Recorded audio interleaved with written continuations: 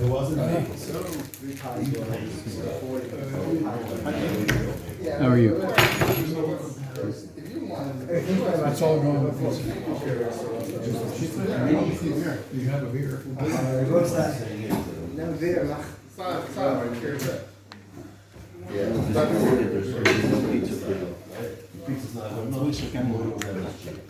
Where are you going to be? I guess you're going to be right there in front of the camera. No, the camera can move. In front of the mirror. No, you did. You did. It's growing interest.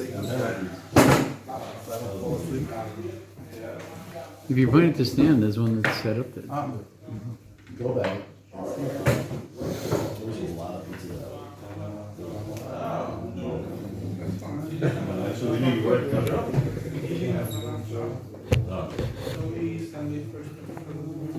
Is he there? Not there. How are you? Oh, what a crowd today. What? What a crowd. Yeah. Full house, huh?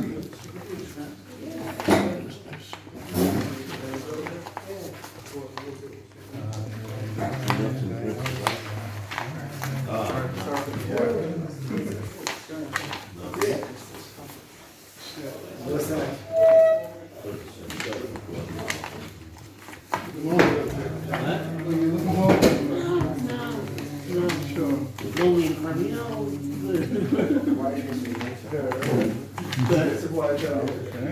Yeah, you opened the channel.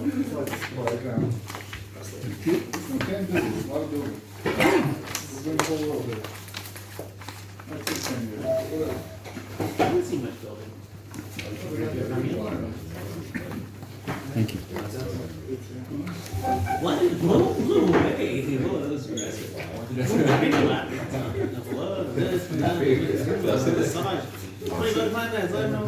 Like you're selling. Oh, nice. Wow. Yeah, I love that.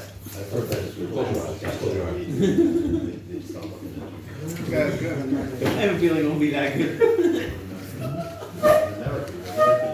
Tanya, who are you at this year? Alright. Sharon is great. Long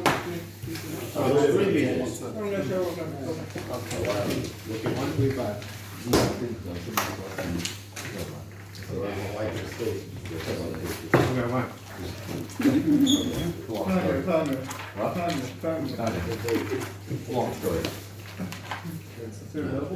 No, 135. And yeah, in the back too.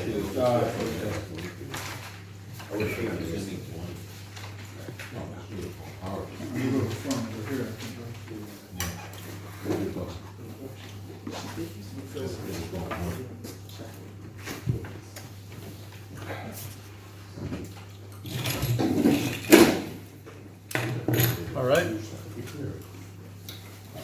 This is Mishanichnas Ador Marvin B'Simcha. And the best way to have simcha is to get together and learn together and drink beer. It's a win-win.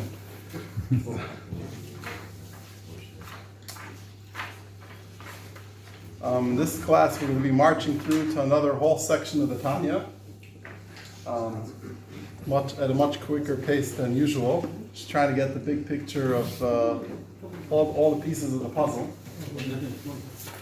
And then after we finish, let's see what's next. Maybe we'll go deeper.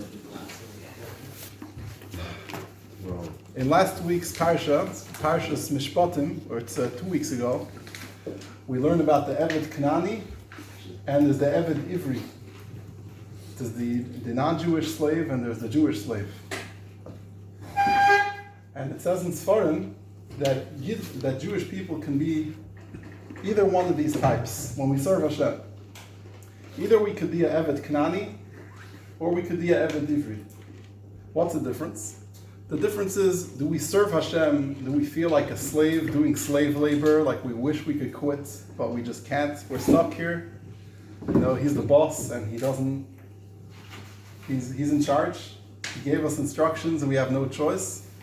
Chazal say, Avdo behefkeira nichale, which means a slave would quit at the first opportunity. Eved wants hefker. Eved is not interested in serving. He doesn't like his job. He hates his job, and he can't stand it, and he's forced. He's a slave in the full sense of the word. And a person could relate to Hashem in the same way, that he feels like, I'm not interested, but what can I do? More powerful than Huh? me. More powerful than me. That's it. Yeah, I was like, I heard a story once. Rabbi Moshe Feinstein once met the famous Pesach. He met with a few Russian Yidden that kept Yiddishkeit in Soviet Russia in the serious nefesh, and they were real heroes for decades. They were in jail. They were like going through Gehenna, and somehow they managed to stay observant, to keep every single to follow, to be true observant Jews, even though it was so difficult. So he asked them, how did you do it? So you know what the answer was? One answer. One guy said, we have a choice. We have a choice. Like, we didn't ask for it. So Russian. What can we do? It's like when things happen, they happen. You didn't ask to be a hero, but you were just there, at the time, and there's no choice. They answered a question with a question. That was the Do we have a choice? real Jew, huh? And the other fellow said that it was the L'chaim that helped. They said a lot of Chaim to get together with Hasidic Farbrengens, and that's what kept them strong. They kept each other. They helped each other. So without judging those people, obviously that kind of response that we have a choice it shows on how great that person was. But in general, if we think about Hashem as victims, we're Hashem's victims. He's forcing us to follow Torah and mitzvahs, and we'd rather quit. That's a kosher Jew. Not only that, it's not a Russia, for sure not. That would be considered, we talked about Russia, Beinani, and Tzaddik. If he's doing the right thing, he'd be called a Beinani for sure. Why not a Tzaddik? Because we learned that a Tzaddik in the true sense of the word is someone who can't stand anything else, anything that's that Hashem doesn't like. He's been changed on the inside. We'll talk about that in a minute. So this person who doesn't really like being Jewish, but he has to, he's all right. That's step number one.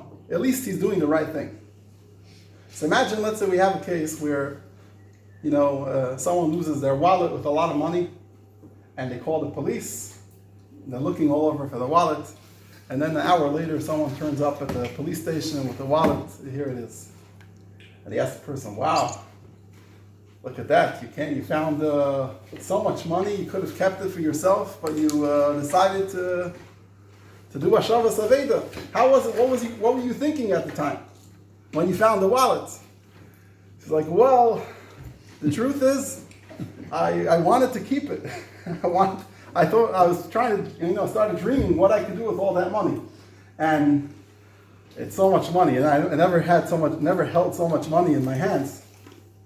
And I was debating, and at the end, I decided I can't keep it. I have to return it, and I didn't know the police are looking for it, but I decided to do the right thing, and I gave it in."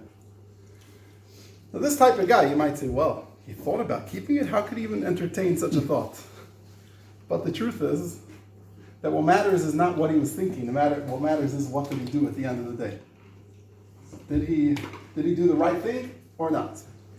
And if he did the right thing, that's more than enough. That's plenty. That's beautiful. Because we are people, we're human beings, we're not malachim, and we might have many different types of ideas of what we would like to do. But the question is, what happens in the end? Do we act on our thoughts, on our desires, or do we do what Hashem wants? If we do what Hashem wants, at least we're called the Eved of Hashem. Maybe not the highest class of servants, but we are a servant of Hashem. And then comes the Eved Ivri. Eved Ivri is someone who really could relate. He loves his job. Maybe in today's world, we're all like slaves. We slave for 8 hours a day. We don't call ourselves slaves. Why? Because Hopefully we like our job, we find it meaningful. We're not wishing that we could just quit and wish that we would never have to work. Maybe some people do, but they're suffering. No, that's not a good way to live. If you like your job and you feel like you're accomplishing something, and you believe in it, you believe in the vision of the company or whatever it is, that's a different type. Yes, you're working, but you're a little bit of a partner over here. And the same thing is also Eved Ivri, which is the second level of slavery, or being a servant of Hashem, is that you're not doing it despite the fact that you want the opposite, but you try to get yourself to connect with the mission, with Hashem's vision, and you feel like, I want to be part of this, I like it, it's geschmack, it's enjoyable. Maybe, other things are enjoyable too. I happen to pick this type of enjoyment because I have to. But I feel deeply connected to it. And that's a much higher level. Now, does that kind of person always perfect? Maybe that person will make some mistakes here and there. We're also not, most of us are not perfect. But when we are doing the right thing, we feel connected to it, we feel like we like it, and it gives us a lot of passion. And that's a much better way to live. Now, what's the benefit of the second type over the first type? One of the major benefits is that the first type of servant of Hashem is very stressful. If you have to serve Hashem and every day you're complaining about it, I wish I wasn't born Jewish. I wish I could do something else. I wish Hashem would just give me a day off. A day off, a week off. Let me just do whatever I want. And I feel like I'm doing it and I'm being forced to do it. It's possible, technically, to do that one day and another day and another day, and we sort of somehow survive. We manage to be good Jews, even though we don't feel connected to it. But it's very difficult. It's very stressful, and it's hard for the long term. It's very hard to keep it up. One day you'll just explode. You're beating yourself up so much. You're forcing yourself again and again. One day you're just going to crack. You say, I can't anymore. And if you don't crack, you're going to be at the verge of like that kind of, it's going to be very uncomfortable. It's very hard to sustain that. And therefore, after everything has been said about the importance of action, of the bottom line, did you do the right thing or not? It's also worth investing on inner work so that we find ourselves connecting to Torah and mitzvahs on a deeper level. And then it feels like, I'm having a good life. It's wonderful to be Jewish. I feel so good about myself. They once asked someone who was a person that would learn for hours and hours, and he would daven with a lot of passion. They asked him, wow, you're so inspiring, how much you work on yourself and to do the right thing. He says, I don't think of myself that way. I'm a big Baal Taiva. What's a Baal Taiva? A Baal Taiva is someone who's, how do you translate that? Appetizer. Appetizer? He has a huge appetite. Huge appetite, okay. I just do. A glutton, yeah, I'm a glutton. I like doing what I like to do. It happens to be, I trained myself to like davening and to like learning. And it gives me so much pleasure. So, this is my thing. This is what keeps me going.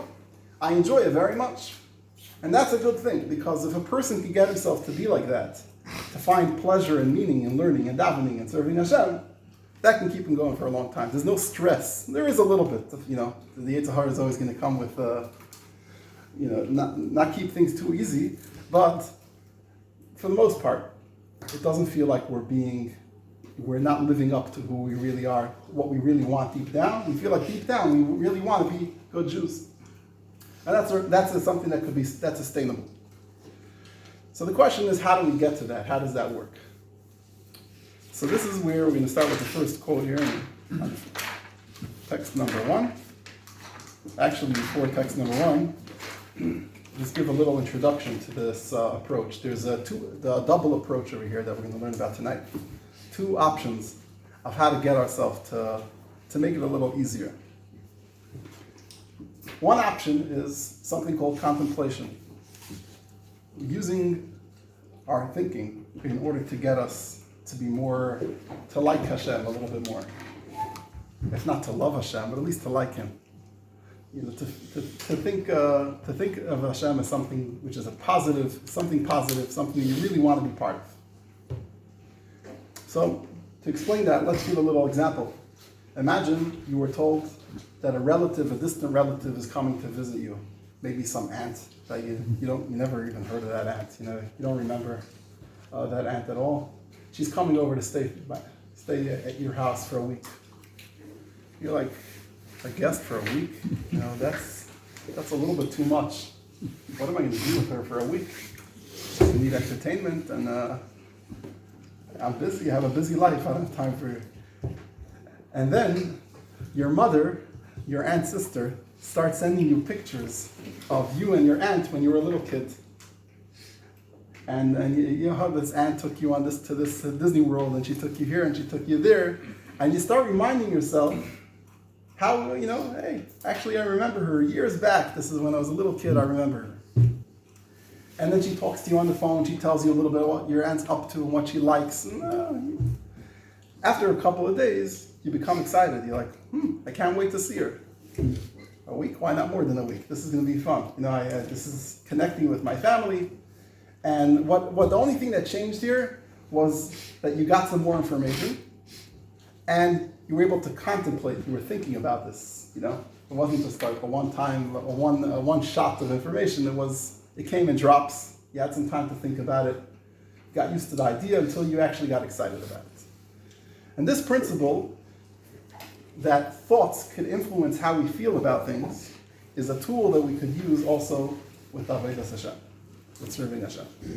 If we could contemplate the idea of God, think about God. I won't use the word meditation. Meditation sounds like it's some Eastern type of thing, and something you have to do you have to sit in a special position and do all kinds of weird stuff. We're just talking about contemplation, about thinking. If you think about Hashem, you think about the fact that Hashem created the world, that He's creating you every moment. There's so much to think about. Especially when you take the time to learn more about Hashem, you see that there's a lot to learn, a lot to think about. And those kind of thoughts could influence our feelings towards Hashem. So we start feeling, hey, I have the opportunity to connect to Hashem. That's wow, that's amazing. That's a big schos that Hashem gave me, that He's allowing me to connect in that way. There was once a doctor who said that every patient he would ask to check his cholesterol levels. So they asked him, when did you, we go way back. You used to not ask for cholesterol. You ever ask this kind of question. What happened? What changed your mind about this? So he says, well, years ago I would never ask anyone about their cholesterol. It wasn't something I didn't talk about. About 15 years ago, I started asking, I took a course, and then, got me thinking. I started asking, sometimes I would ask people about cholesterol if I thought that it's important. Since 10 years ago, it became already, I started asking everybody. I saw more studies, I thought about it more, and I realized that this is a critical thing that I need to ask every single person. And now he says, I'm giving courses to other doctors, continuing education, and I'm teaching them why it's so important. And the only thing that changed was information. He got more information, he thought about it, so it took him 15 years to get to it wasn't overnight, but eventually he changed his mind about it, and he got excited about it, and it became a passion of his. So thinking has the power to change how we feel about stuff. So now if we look at the text number 1, text number 1, text number 2 also. Let's read it inside, in the English. The important principle regarding the divine service of the Beinoni is to govern and rule the animal nature. by intellectually contemplating the greatness of the infinite, so as to create through understanding a spirit of knowledge and awe of God in his mind, which will cause him to turn away from evil. That's number one. Number two is a love of God in his heart, which will cause him to cleave to him by fulfilling the precepts of the Torah.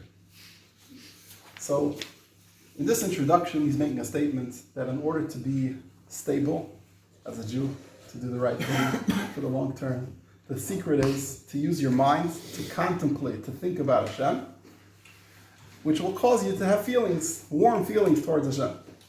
Whether it's Avas Hashem or Yiras Hashem, you'll feel some, positively towards Hashem. Now, to what extent do you need to get excited about Hashem?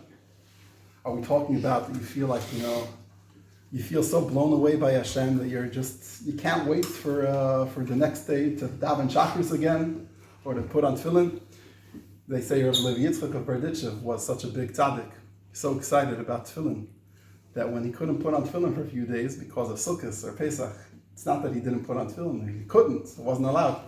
The next day, he was so excited about putting on tefillin, one time he didn't notice the glass door of the closet. He just he reached out to the tefillin without even looking, and he got badly hurt, and that was, he was an interesting character. They say once he wanted to shech the chicken, and he said the bracha was so much kavanah that the chicken ran away. So that was that's a high level of loving Hashem. Loving Hashem with real passion, that's a real level of love. But even if we don't have that level of love, even if we just reach a certain motivation to serve Hashem, is it love? I don't know. That's a strong word, but it is a feeling where I feel inclined. I feel like I'm excited. It's the right thing. I want to do it. I'm not forced to do it. I'm interested in doing it. That's already enough. This is what it says in text number 2. Furthermore, one must know an additional important principle in the Beinoni service of God. Even if one's intellect and understanding are incapable of producing a revealed love of Hashem in his heart, as long as he comprehends the greatness of the infinite, this is completely acceptable, for it is this appreciation that leads him to engage in Torah and mitzvahs. In other words, even if the feeling isn't so great, as long as it helps you do mitzvahs, it pushes you, propels you to do Torah and mitzvahs, that's already a very nice accomplishment. In other words, I have enough feeling that I'm more interested in doing mitzvahs than doing the opposites. I feel like it makes me feel good, It's it's a great experience. I'm able to serve Hashem.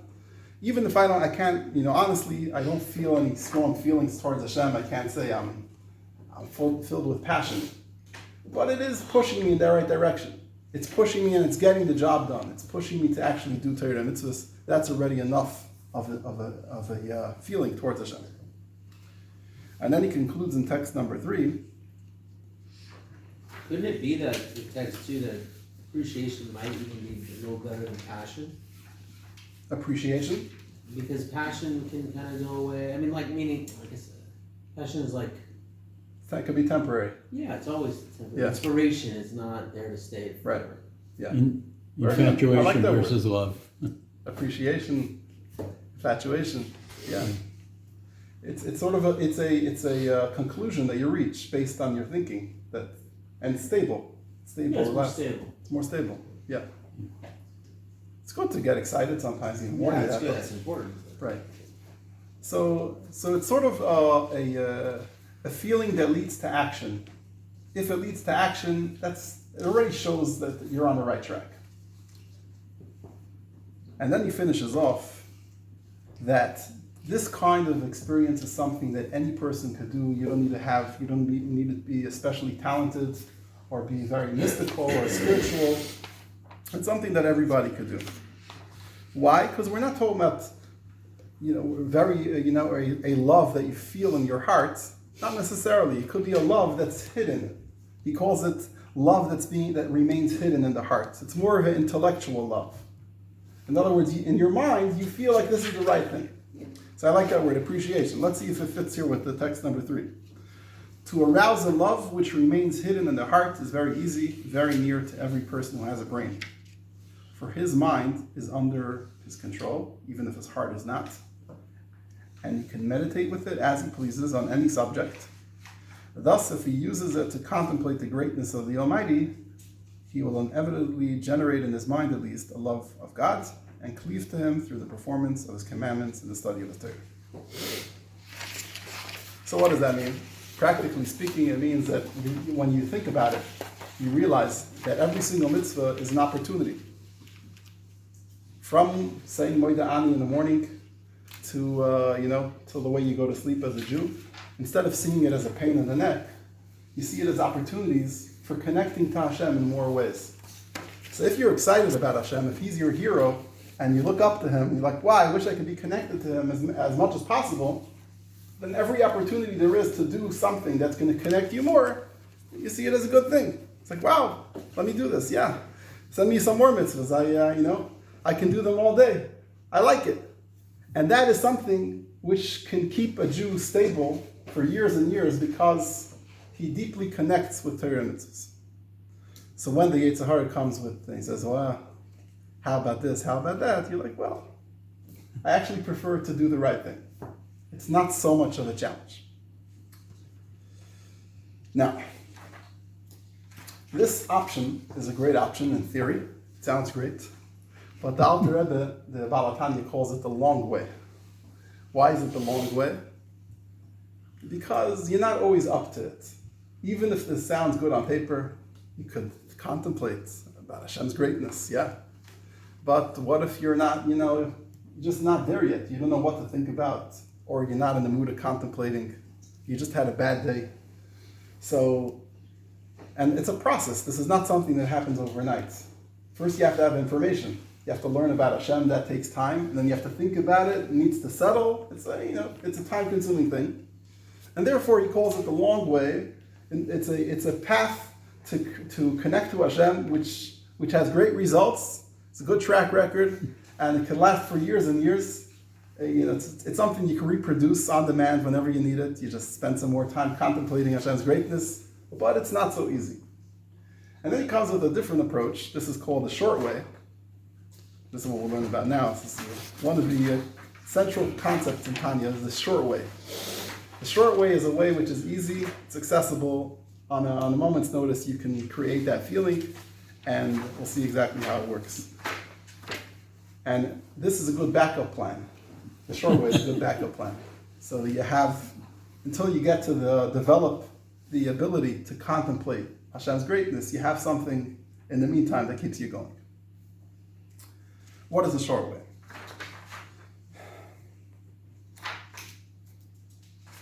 So I'll say it out in my own words first, and then we'll get into the texts. In a nutshell, the short way is that a person thinks to himself, what would be the highest price I would be ready to pay to stay connected to Hashem? What would be the highest price? I once heard from a motivational speaker, non-Jewish guy, forgot his name. Tony Robbins? Maybe.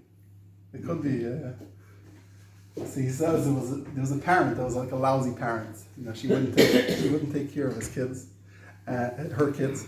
And then at one lecture, he tells a story.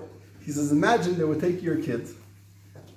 He started off like this. He says, how much would I need to pay you to walk on a very narrow bridge between the Twin Towers? The Twin Towers are still standing. It's like narrow. It's like this narrow. You can just walk one foot in front of the other. It's not a rope. It's a wooden beam. It's strong, very strong. It won't crack. You just have to walk across the beam to the other side. How much would I need to pay you to do it? He says, I asked crowds of people, if I give you $1 million, would you do it? Like, you crazy? For $1 million, I'm going to risk my life to, if I fall, what am I going to do with the money? No way. And then he says, what happens if your kid is on the other side there's like a kidnapper there on the other side. Says, if you don't come here right away, I'm going to drop your kid. Would you do it? Would you cross the bridge? Run across it. And many people raise their hand. Yeah, I would do it. So you're ready to walk on a bridge, to risk your life, to save your kid. For $1 million, you would never do it. But for your kid, you're going to do it to save your kid. What does that show about you? That shows how much, even if you're a bad parent, you don't take care of your kids, you're not spending time with them. When push comes to shove, when there's a real test of how much you love your child, you're going to be ready to do crazy things in order to save your child. And that shows something of how deep your love is to your child, much more than you want $1 million. So why to make a little bit of money? You're not taking care. You're neglecting your kids in order for things that are worth less to you than your children. How does that apply to us? So that he wasn't so original because the Tanya already predates him. And Tanya says like this: when we say Shema Yisrael in the morning and at night, one of the things a Jew thinks about is that he's ready to give up his life for Hashem. Now, not only people who are religious or ultra religious have that kind of mindset, but throughout history, even simple people were ready to risk their life for Hashem. Which means that if a gun was put to their head and they were told either you worship an idol or we're going to shoot you, they would be willing to get shot. And this happened throughout history. Statistically, most of the time, people would be ready to risk their life or to be killed. Al Kiddush Hashem. There were exceptions. For example, in Spain, during the Inquisition, that was actually the first time that there was a mass conversion of Jews. And it wasn't even to save their life. A lot of it was to save their position, their job. Very... What about Hanukkah? Hanukkah, they weren't serving idols. They became liberal. They became putting idols in the Greeks, but the Jews themselves were misyavnim. In other words, they adapted the way of life of the Greeks, but they themselves, for the most part, they remained believing Jews. Number two, the Yavanim, the Greeks, didn't come with a threat that if you don't accept us, we're going to kill you. There were a few things that they did care about: Shabbat, Rosh Chodesh, Bris Milah, but they didn't demand that Jews stop believing in Hashem. They wanted to add some extras. We have some of our own stuff that we want you to do. Now, what's interesting is when a person is threatened with a stark, when the threat is very clear cut, black and white, then it's easy for a Jew to decide what he wants. When it's done bit by bit, when the threats come slowly, it's not we're not asking you for everything, we're just asking you for a little bit. Like in communist Russia, it didn't start in one day. It's like very slowly. You just have to work on Shabbat, otherwise it's you're considered a leech. You're taking money from the government. You're not working. You have to work on Shabbat. And then you have to send your kids to this school, huh? Mitzrayim. Yeah. It was Bit a slow by bit, process. gradually eroding their ability to resist. Essentially, every gullus was like that. Yeah. Throughout the ages. Look at Germany. Look at Exactly. Spain. Look at. If you look in Germany, what happened? There was even no force at all. It was the opposite. Yeah. For the most part, there was openness.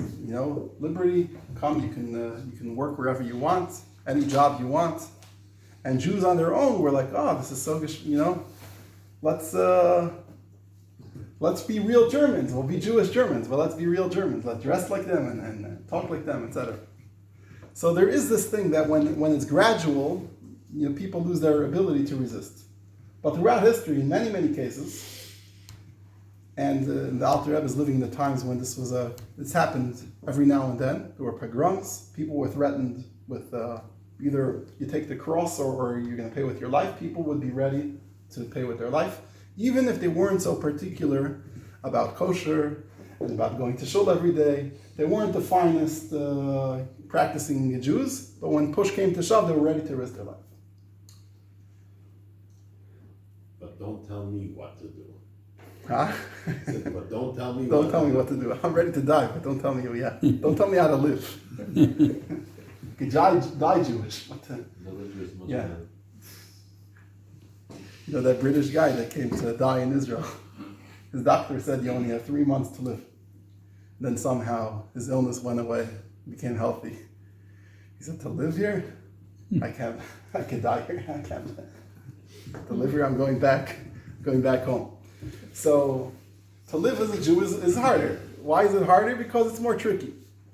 But if you think about it, you think what price you're willing to pay to be Jewish, then you say to yourself, one second, if I'm ready to even die and then I lose everything, now, why not? So why not consider that on a daily basis when I need to make a decision? Should I do what Hashem wants, or should I do the opposite? Should I offend Him? How can I offend God? I'm ready to die for Him. Why would I? Let me keep the relationship healthy. So let's see in text number 4 how this works. Text number 4. Even for a person who has only a limited understanding of God's grace, he does not have sufficient emotional capacity to generate through contemplation an understanding of the awe and love he should feel for Hashem. It is still a very near thing. He's quoting here the pasuk, Ki karev elecha davar moed, beficha ubilvavcha, in your heart, to generate feelings to Hashem. How? I'm going to go back to the text. It's still a very near thing for him to guard and to practice all the commandments of the Torah, as well as study of the Torah, by accessing the hidden love already present in the heart of all Jews, bequeathed to us from our patriarchs. In other words, what he's saying here is that the fact that we're ready to do everything, even to give up our life, is not something that we're doing out of choice. We're making a choice to give up our life. Rather, it's in our DNA. Jews have this in their DNA. This is something that we got from previous generations. But it's something we're born with. And therefore, no one could say, I don't have it. Maybe that guy could do it. I can't do it. I don't have this willingness inside me. So the truth is, you have it. Every Jew has this willingness. He's born with it. And therefore, the question is just, could you access it? Could you sort of wake up that feeling, evoke that feeling that you're ready to do anything for Hashem? You ever hear these stories about, a car crash and then this skinny little lady picks up a car to save her kid? Now, if you ask her the next day, well, could you, help me with my washing machine? I want to bring it up to the, you're such a strong lady. You can pick up cars. So she can't do it. She doesn't have the adrenaline. When it's like a moment where she never expected this to happen, but this is the situation right now, and you're faced with it. She's gonna, all of a sudden, she's finding powers inside her she didn't know she has. And the same thing is also with a Jew. In situations where there is really a threat, where it's die, what do they call it? Do or die. Yeah, do or die. So then it's like at that moment, a Jew will just say, yes, I'm ready to give up my life. But when it's a regular day, it's not so easy to feel that way. You don't have that adrenaline. It's not that, there's no crisis here and everything's all right. But if you can think about that situation, you can remind yourself that you're willing to do so much, that this is your deepest value, this is what you want the most, then you can apply that and use that feeling to do a mitzvah. Text number 5.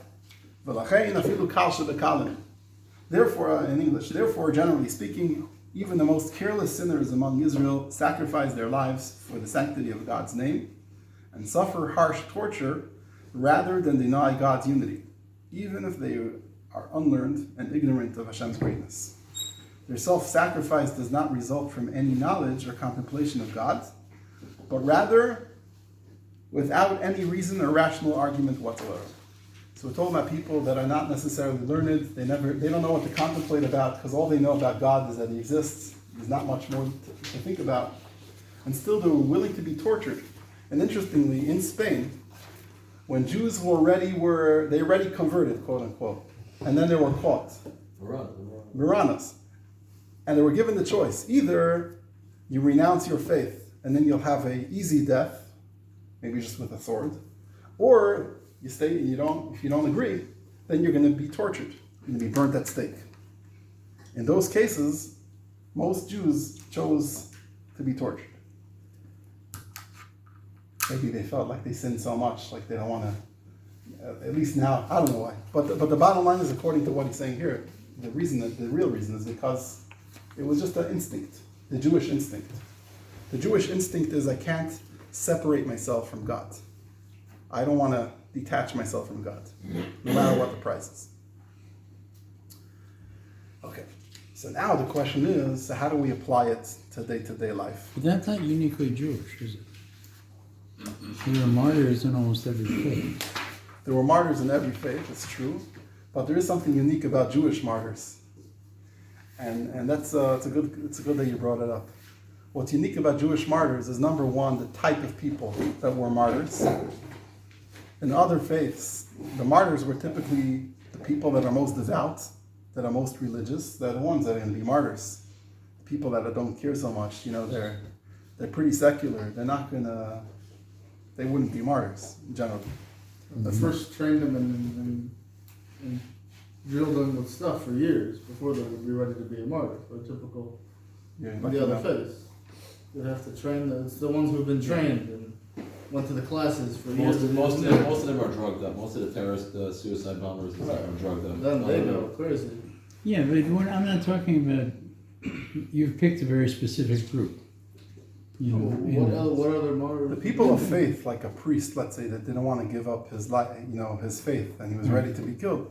We're talking about a priest, a guy he lived his whole life for a certain mission, for a certain purpose, and now he's not ready to give it up. He's, you're not gonna change me. And over there, it's a little bit more natural, because first of all, there's a few other reasons besides for it's not so much. It's not always idealistic.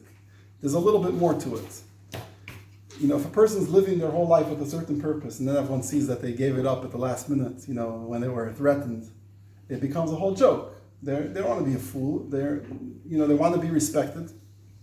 Sometimes it could be they really believe it so much, they believe in next, they're going to go to heaven, and then they can go straight into paradise, and they're making the choice that it's worth it to die in order to get, a much bigger pleasure the next step. And terrorists also have that kind of thinking, like everyone else. Yeah. Now, when a Jew is ready to be a martyr, it's not that kind of thinking.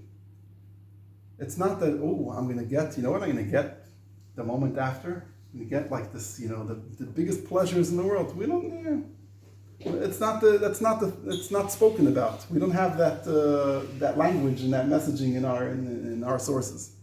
It's worth it to die because you're going to get something even more. It's not that you're surrendering yourself. You're not doing yourself something for your benefit. Like, I love myself so much, I'm ready to do something, to pay a price for something that's even greater.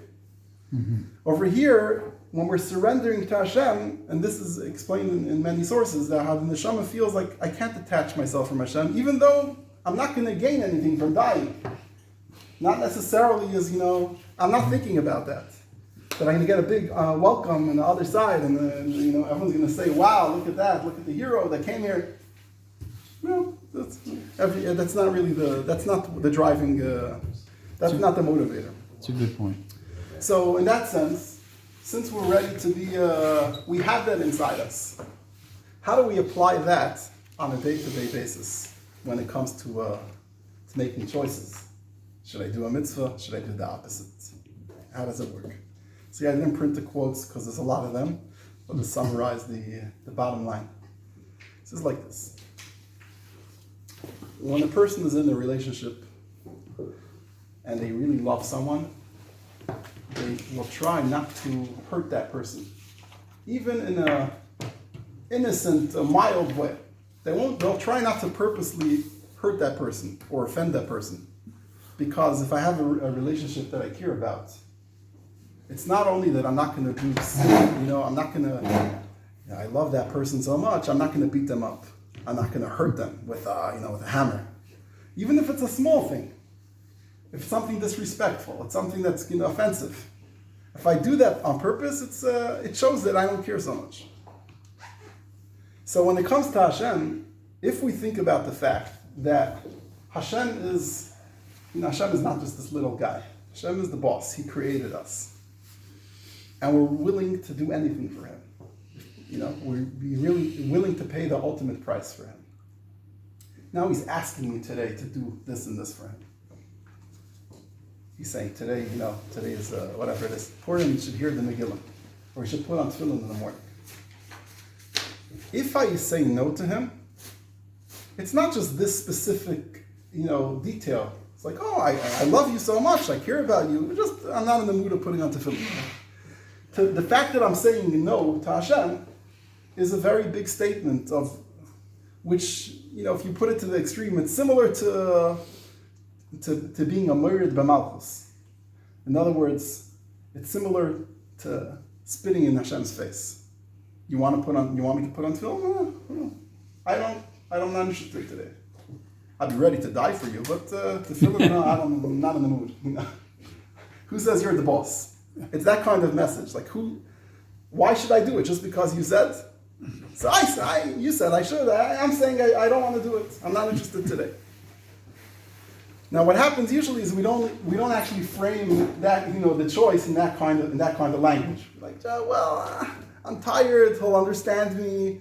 We're such good buddies. Me and Hashem, we go way back. He knows me. He knows how hard it is. He's for sure gonna. That's like the rationalization of the Yetzer Hara. He always comes with very creative arguments to make the most inappropriate things to sound appropriate, or to sound okay. He'll understand me. He'll forgive me. I'll say I'm sorry the next day, or whatever, things like that. And that's the truth. That's a real, that's a reality. That's why people are not observant. But when they are ready, there is their life. Because when it comes to converting to Christianity, it's harder to whitewash that and say, it doesn't matter. I'm just converting. Who cares? And if conversion doesn't matter, then what does matter? That's like a big thing. But it's the small things that are easy to just, to minimize and to say that they don't matter. But if we think about it, honestly, we'll realize that it does matter. Who cares about how small it is? The fact that it's so easy and small is even a bigger offense to God when I say, you want it? Well, I don't want it. I'm not in the mood today. So therefore, but if you have that, if a person has that approach, not today, I don't feel up to it, whatever, isn't that in a sense just a denial of God's existence completely at that moment? Because if you understand God to be omnipotent, all the then you can't do that. Right. Then there is actually no choice at that point. Right. No, it's true. That's why it says that the two mitzvahs that we heard from Hashem's mouth, Anoichi Hashem Elikecha, and Lo Yelecha, they're the source of all the mitzvahs. Because if you want to boil down all the mitzvahs into two, it's believe in God and don't worship idols. Because every Aveira is like worshiping an idol. It's a small idol, but it's an idol. It's sort of saying there's something else more important than Hashem. Something other exists. And when you do a mitzvah, it's because Hashem is the ultimate existence. What else matters if not for Him? So obviously you want to connect to Him as much as possible. So it's true. But to get that crystal, get that thinking into your head is something that takes some technique. Right. So this is the short way. This is the short way is to just evoke that memory, that thought, that idea of how much you're ready to do for Hashem. What's the ultimate you're ready to do? And when you remind yourself about that, you're like, so what am I, pathetic? I'm not gonna do this easy mitzvah. I'm ready to give up on everything. Why should I be ready to give up on some time or energy to do what Hashem wants? So these two paths, the long way and the short way, they're both two great approaches. The short way is a little bit of, it doesn't put you into such a great mood when you think about dying all day. How much are you going to ready to die for Hashem? Imagine these extreme situations. So therefore, ultimately, the long path of contemplation, that's something that's more steady, it's more positive, It's more, it's nice. You learn, you think about it, you get into the mood. But each one has an advantage. Each one has some pros and cons, and together, it's a good combination of helping us to stay committed to Hashem, and it should be something internal that's agreeing, that's appreciating Hashem's Torah mitzvahs. The short way seems very flawed. Yeah. It seems very flawed because it's based on the idea that you say, I'm willing to give up my life for God. But the same person who says, not today with the tefillin, can also have the same rationale and say, tomorrow I'll give up my life for God, but not today. Not today. Right? And then the whole short way falls apart. So that's probably why it says that every day during Shema, we should think about the Chol Nafshech. We should remind ourselves that it's not a question if we're ready. When the situation comes, chances are we're going to be ready to give up our life. Mm-hmm. Maybe we don't feel like that because I can't think of picking up a car with my bare hands either. But I know that if that situation happens, I'll pick up the car. Do you think that's as true today among Jews as it was in the time of the Alter Rebbe? I think today, because of, if you take a frum person, I think it'll be true today as well. Right. If you take someone who's not religious, they have it within them, but because of the gradual erosion of values, it's not, they don't take it as such a serious thing. What do you mean convert? To say, is it a serious thing? I'll just put my head down, well, who cares? They're like because of the environment that we have today, people don't see that, even that thing which should ultimately matter to everybody, even that they say, well, I'll still be Jewish, of course I'll be Jewish. I'll just do, if they want me to say something, maybe I'll say it. If you ask a person, are you ready to give up being Jewish? Your Jewish identity completely. And when it comes to that, even people that are not, that are sort of, even Yom Kippur, they come to shul. Thank you. And then today, in a weird way, we see it like some things that doing a bris. Almost every Israeli does a bris for his kids. Right. Or Yom Kippur, yeah. Kippur is very important. Why is that more important than Shabbos? I don't know, but for some reason they feel like this is the indicator of their Jewish identity. The only reason I ask, it seems to me that the idea of dying for an ideal was historically actually quite normal. I mean, literally tens of thousands of young men went to Europe in the First World War to make the world safe for democracy. When you think about it, it's almost humorous, actually, but it's tragic too, at the same time. But they did. That was the reason. That's what Wilson told them, and that's what they did. To ask, what are you willing to die for? If you ask people what they're willing to die for today, the reactions are very disappointing. Because if you know what you're willing to die for, you actually know what you're willing to live for, usually. But if you don't know that, then you don't know the second part of it either. So you know the story I said last week about the mikvah water with that, Yeah. Sometimes people don't know the answer to what they really are willing to die for. Yeah, that's absolutely When you get true. Everybody is a hero will tell you that. I don't think of myself as a hero. It just happened, and I did what I had to do at that moment. Confront that terrorist and with my bare hands and whatever. So it's based on the premise that we can tell ourselves honestly that I would be ready to risk my life. How do you know? Because that's a fact. Because you have it in your DNA as a human. Right. Some people have. As a human or as a descendant of Abraham? As a Jewish person. Thank you very much. All the best, guys. How are you today? How are you doing today? Okay. You look good. Jim, give me a moment. I'll be right back. Yeah. Don't forget to take, Yeah, I had to run for a little while for a reason. all right. So, You look tired. I am. It's easier to get it. Jet lag. Jet lag. New York. Think I work for a living or something. What's that? You think I do work for a living. Yeah, right? No, I travel to New York, it's just every time I travel, it's, You went to New York? I was in there. And you didn't tell me? I would've had to bring you back dollars. Dollars, single dollars. Single dollars.